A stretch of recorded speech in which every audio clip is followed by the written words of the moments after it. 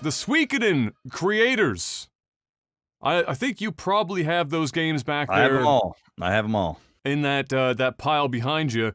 The creators announced a spiritual successor called, I haven't heard this said out loud yet, so I don't know if I'm about to fuck this up, Eiyuden Chronicle. Okay. Launched on Kickstarter, and just before the podcast, it was at 3.1 million Canadian. Jeez. Out of the 683,000 that or the original goal was set for. So it's already blown well past. Yeah, it's 3.159 currently with 23,416 backers. 29 days to go. I mean, they literally started this thing up like yesterday or the day before. Already at 3.159 million.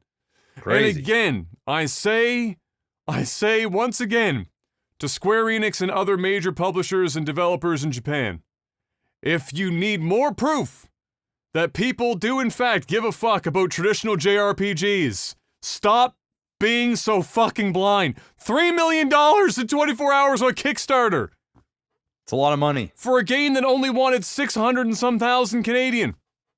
It's a lot of money. Fuck. So anyway, they look to be using a very similar art style. If you click on the Kickstarter and you skip... I just watched it. Yeah, you saw the video? Yep.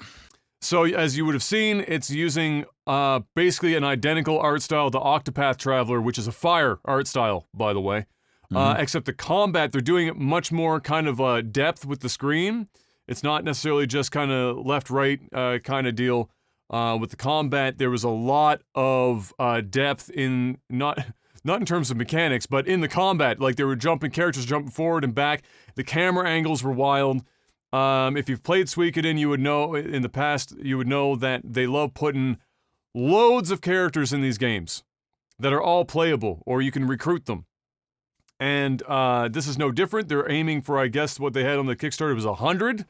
So one of those games where if you're big and you like them, you're big into it, lots of replay value insofar as that, you know, you can go in, you can try, I mean, fucking, how many combos can you get with 100 characters, right? Or at the very least, not even about combos, but just getting the characters to follow their stories and whatever else. Very interesting. And now that they've basically quadrupled in the first 24 hours their budget, I'll be very intrigued as to what kind of stretch goals they might set, what kind of changes the game might actually see now that they're going to have so much money to work with. Yeah. And hopefully they don't scope it out too crazy, but enough to to give them a little more. They can hire more people. They can put some more time and energy into areas of the game they might not have had in the past. And all the power to them, because the Suikoden games, I've played 1 and 2, not all the way through.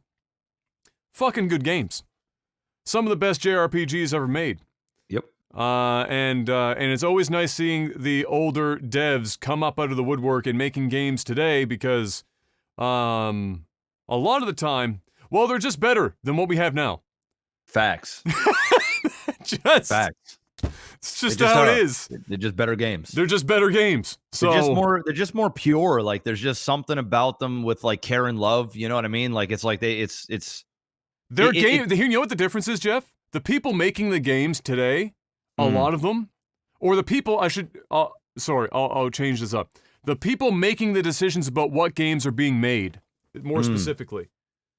Fuck it, dude, the amount of ants in this room this year, I'm just pulling them off my legs and killing them like every 5 fucking seconds. It's like when we were growing up all over again, ants just fucking everywhere.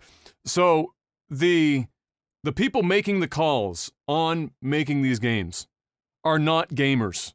They're not people that give a fuck about video games. They're people that give a fuck about bottom line.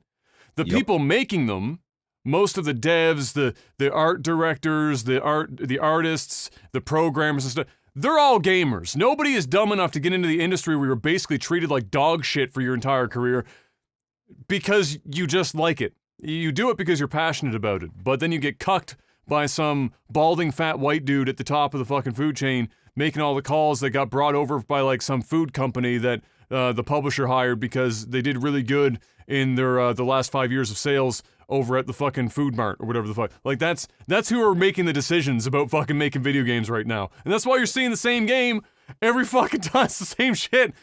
But these guys, especially guys from like the 80s, 90s, whatever, when gaming didn't get too ballooned, these guys love games. And they love making games. And so, yeah, of course their games are going to be fucking better than what gets churned out otherwise. So there you go. But yeah, I mean, and you know what? In regards to that, when I was playing Paper Mario, that's something else that I mentioned as well when I was streaming it. I said, you know what's nice about this game?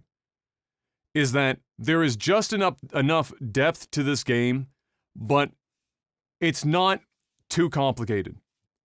And there is something to be said about a game that's just a fucking video game. People were apparently in reviews complaining about Paper Mario Origami King's difficulty level. It's not a hard game. It's pretty much a cakewalk for the vast majority of the game. And they were like, why don't we have difficulty levels? And blah, blah, blah, blah, blah. I want it to be harder and harder and harder. You know what? Fuck that shit. I don't always want to play Dark Souls. Yeah. Sometimes I just want to turn on a video game and enjoy myself and feel like I'm pretty good at whatever I'm playing. Or just not have to sweat the details. I'm playing a game to have fun. If your bag is to go out and have somebody ritualistically slice your nutsack with paper and punch you in the fucking throat every 5 seconds and that's your idea of fun, great. That's awesome. But that doesn't have to be every video game on Earth. And you know what? They're giving the same kind of treatment to Ghost of Tsushima to the point where they're now coming out with like fucking other difficulty levels and shit because people are bitching about difficulty. Sometimes, and what Nintendo knows is that Nintendo makes games that are, you know what they're called? They're called fucking video games. And they're just fun. And they're fun. That's the core concept. They're fun. Yeah. I don't want to make a job out of playing a game because it's so difficult. It's fucking nuts. So, not to say that old school video games weren't difficult, but they did it, most of the difficulty was not necessarily because the games were difficult. It was just fucking limitations of the shit most of the time. It's like Contra, half the time if you too much shit on the screen, guys just started disappearing because the Nintendo couldn't draw the shit. But all the same, video games. I got off on a wild fucking tangent there. You did. It happens. It happens. But it's true. They're passionate about their shit, and I'm excited about this game because it's another, old-time developers coming back, making some good shit.